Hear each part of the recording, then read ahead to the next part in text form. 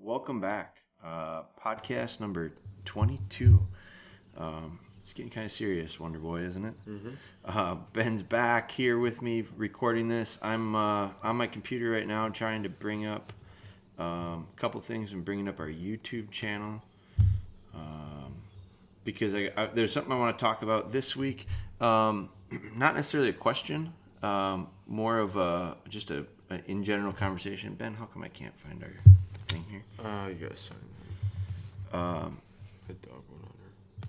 So I'm signing into our YouTube page right now, and the reason I am is because we have a new project that we just launched. We just started it last week. Did we start last posting? week. So we've been recording it now for over a week, probably going on about. It'll be 2 weeks, I think, like Tuesday maybe is when we first started it. So it's called Cody Go Back, and the idea behind it was it's not a Live with Spry. If you're not familiar with Live with Spry was something that we did. Spry just turned 2 in December, so she's almost 2.5 now. Her first probably year, solid year, we basically recorded her training live, and it was real informal, and we did it via Facebook. And so we took all these videos, I think there's 130 some of them. We took all these videos and we compiled them into one YouTube channel, and we call it Live with Spry. I think there's a ton of value. If you're a listener and you've got a puppy, I think there's a ton of value in it. I think the thing you got to be careful of is whenever somebody does something like this, we did it with Live with Spry, and I think it's helped a lot of people. The thing about it is not everybody has Spry. So Spry is different than Ellie, is different than Taylor, is different than Cody, is different than every dog I've trained. So some things went similar, some things went extremely different. But we got to show that with Spry. So I do think there's a ton of value in seeing it, but don't think that your dog is a mirrored image. Cody Go Back is a series that we started because Cody is a dog that I trained. You probably recognize her if you follow any of our stuff.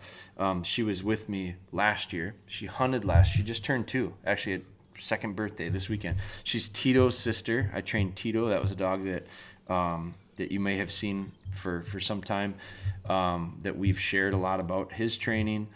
Cody is a lot different than him.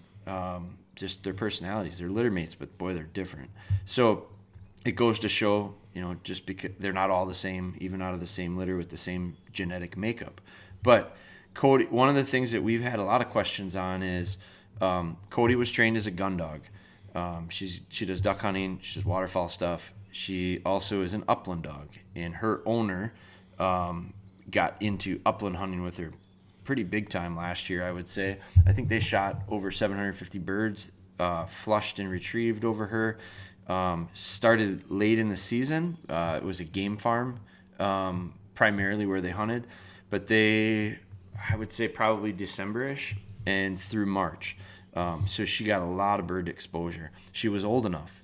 She was far enough along in her training. She was, at that point, over a year and a half, closer to probably like a year and 8 or 9 months. So that's just the pace that she had. Now, last fall, she went to Canada in September, against kind of my not against my wishes, I guess, but their owner are good friends of ours. We've trained 4 dogs for him over the years. He wanted to take the dog, and I was hesitant. And so we got her prepared enough to go. But when she went, I told him, I don't know that I'd even make a retrieve with her. I don't know that she's ready. She's ready for gunfire. She's ready for steadiness. I told him for the first day, don't bring your gun. I said, just handle your dog. Make a retrieve maybe with her on a duck. But she wasn't quite ready to pick up a giant Canadian goose. So she went up there. She did okay. He came back, I think, disappointed. But I think he maybe was more disappointed in the idea of she probably wasn't ready to go, which is what I told him. And so I don't think it didn't hurt her. She was prepared for it enough. But so she came back, and I brought her back in, and I said, I want to see her through the next month or two. We shot some ducks over her. She did real well. By the end of the duck season here in Wisconsin, she was doing pretty well. Not done by any means, but nice dog. Went back home, and then they flushed with her. I mean, they flushed a ton of pheasants and picked a lot of birds. So she had a lot of bird exposure, and her confidence went through the roof upland. So I'm just giving you kind of background on this dog. Now, she's come back because she is going to be a gun dog, and I thought I saw someone say we're 100. I don't know how many days. It can't be that far. How many days? September is August. We got July, August, September. Probably 90 days away, something like that. So we're gonna be able to start shooting some doves, and there's an early teal season, and so we're gonna be able to get back to some hunting stuff in 3.5 months. So I need to have her ready for that, and the timing will be perfect. She'll be 2.5 years old. You can say that that's too old. I think it's perfect.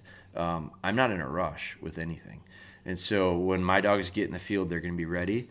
Regardless of how old they are. It's preparation that needs to take place, and some of that stuff takes maturing. They just have to get a little bit older. So I get off on a tangent there for a long time, but back to Cody. She needs to handle, so she needs to be able to go back, she needs to be able to go left, she needs to be able to go right, she needs to be able to working off the whistle.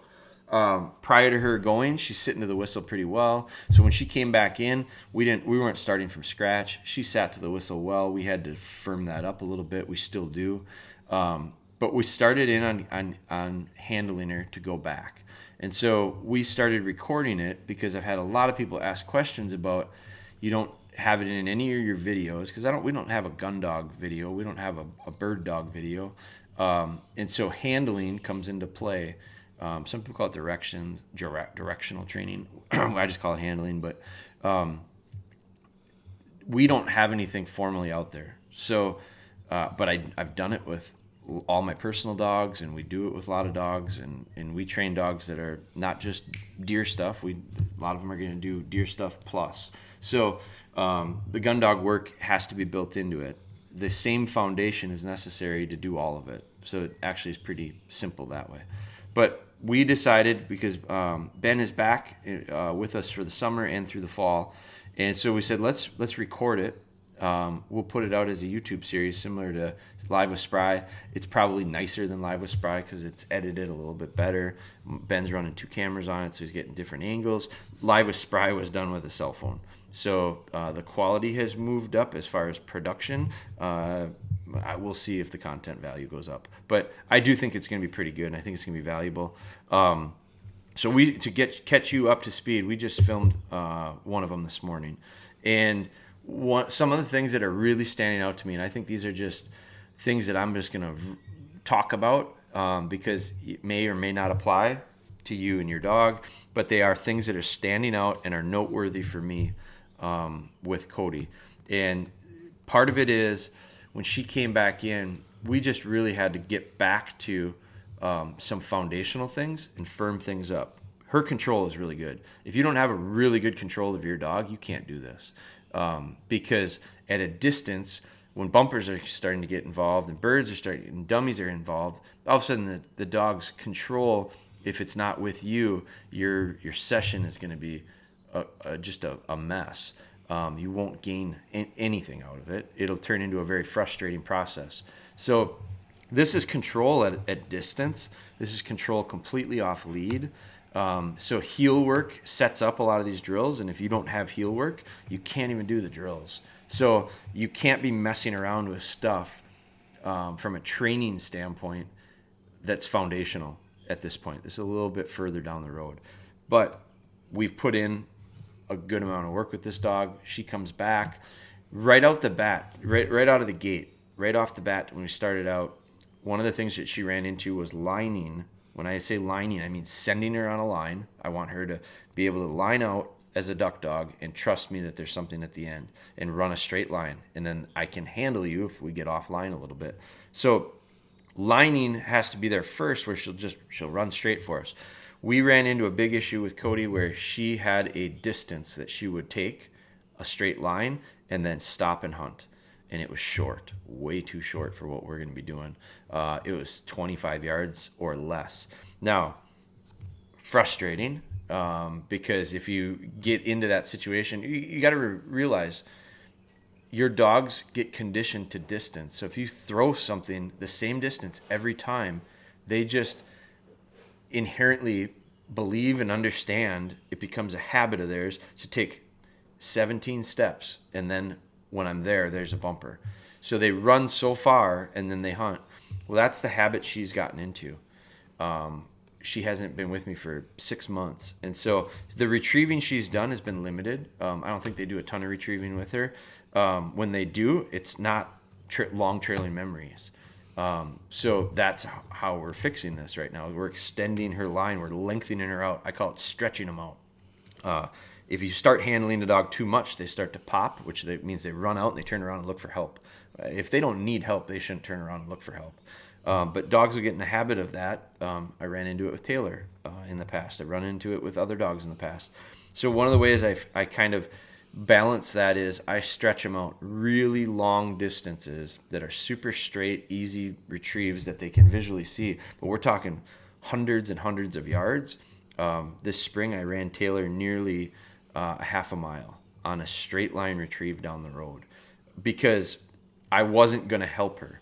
I had to line her, send her with enthusiasm, and she had to run it all the way down and pick it up. She knew it was there. It's just she got in the habit of running out and turning around and looking for help, and she didn't need it. So with Cody, I had to do that. Now, you don't start out at a half a mile. You start out at, if she's used to running 35, 40 yards, I stretch it out to 55, 60 yards. Maybe not even that much, 50 yards. Then 75, then 100. But we need to do it repeatedly with repetitive consistency to start getting the dog to understand when you send them on a line, you got to run, just go. And we make it easy. It's visual. We're using bright white dummies to start out with. We're in short grass, so when they run out, they see the mark, they see the actual physical bumper there. So we did that with her. The other thing that came into play was, so I'm not so upset about it by any means, and I think that's a key that I'm taking away from this too is, you have to stay pretty level-headed. You can't get frustrated because there's been a lot of times where I've been frustrated, and with this dog in particular, she'll shut down. So if you get down on her, she's done. So she's just real sensitive, and that's okay. I like that. But so what I ran into was I realized, for one of the things that happened when she went, and I pheasant hunted with her. I went with her owner, and one of the issues that they had was range. She got confident and got bold in these strips of sorghum and this different cover, and the cover got worse as the winter went on, and the birds ran more and all this stuff. She had this habit where she extended her range a bit because the temptation was there and there wasn't as good a cover to hold her tight. You get her in thick cover, boy, she held tight and she worked thoroughly. But you get into real sparse cover and she realized there's nothing here. There's nowhere for a bird to be. She started pushing her range a little bit further than what I like, out beyond the gun. So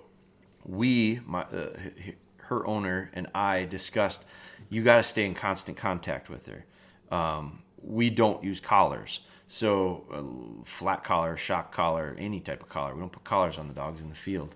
So, or in training for that matter. We use a little slip collar for heel work. But so when we had the dog out, I told him, I said, you got to stay in contact with her. You got to stay with her. Don't let her get so far that the static gets too much in between you and her and she fades out. And all of a sudden she's over the hill and starts going to, getting away from you distance-wise. So we had to work on her checking back into her range through this late pheasant season.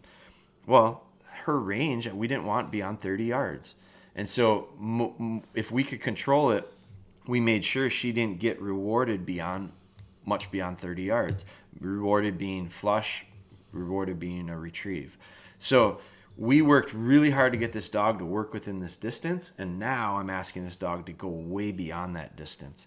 There is a distinct difference. There's an on-off of this range because she's out free quartering and casting for pheasant.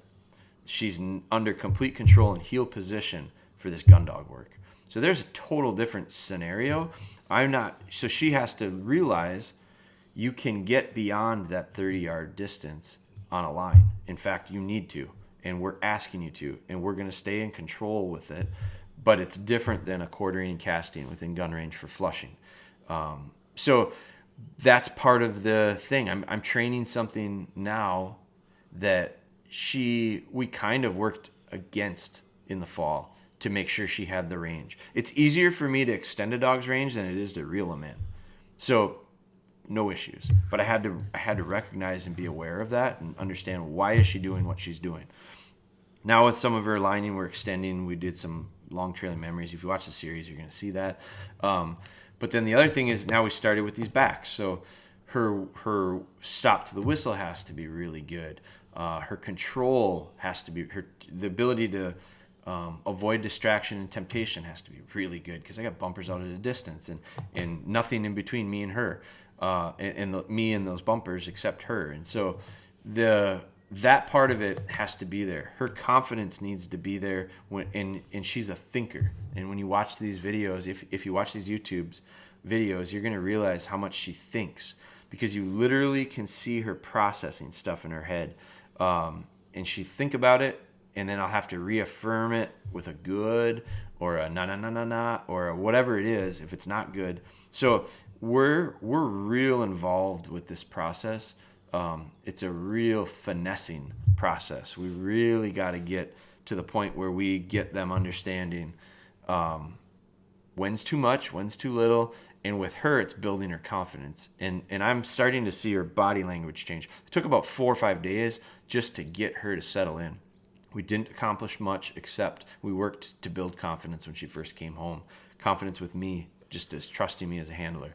So now the thing that we're doing with her now is I'm seeing that confidence. I'm seeing the boldness in her tail. Another real fine detail that really stood out to me this weekend, and I used it this morning and I misread it a couple times, is when you line the dog, you have to understand reading their face. Like I'm reading her face and how it connects to her shoulders.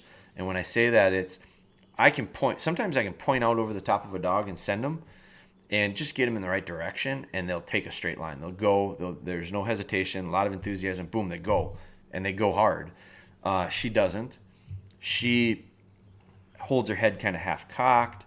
I got to really line her, and I got to make sure her eyes lock in and she physically will move forward, and then I can send her. And if I don't, she's going to run out that 25, 30 yards and start to hunt. It's a big difference, and I'm able to read it and see it. I have to recognize it and be patient enough with it to not send her until the moment is exactly right. So if you watch the videos, I'm going to start talking about it more because it's become very clear to me. I probably overlooked it. It was something I had all these other things I was looking for early on in these go back sessions, and I just overlooked it. It's part of the problem. So now I recognize it. It's just another thing on my checklist in my mind of before I send the dog, I got to believe in it. And the problem is, and so the fix to that is if they don't have the line, if they don't visually lean, she leans into it physically. If she doesn't do that, I say no, I take a step forward, or I take 5 steps forward, and I help her cheat her to the direction of where that fall is. I've cut it in half. I've gone from 60, 70 yards to cut it to 30 yards before she really focused, and I sent her, because I don't want to send her and have her fade. Send her and fade, send her and fade, send her and fade. You do that 3-4 times, and then she finally gets to the bumper. 75% of those sends didn't work. 25% did. Which one is the stronger habit? So I want to make it so that it's always going to be a straight line out to the bumper or the dummy and straight back. So, and she's running. We've run into a couple other things. It's an interesting series. I recommend you check it out. It's on our YouTube channel. Our YouTube channel is DogBone Hunter, and we're going to continue with it. I don't know how long it'll take. We're not even close to going right or left yet. We're still going back. We're still extending our lines. We're still firming up with some of the real core basic things that have to happen before we can get too wild. But we are to the point now where I've seen a light bulb turn on, and it's clicked. And it's actually in other drills that are not backcast related. I'm working with her on other stuff, and all of a sudden she will turn around because she hunted short or something came up, and she'll turn around for help.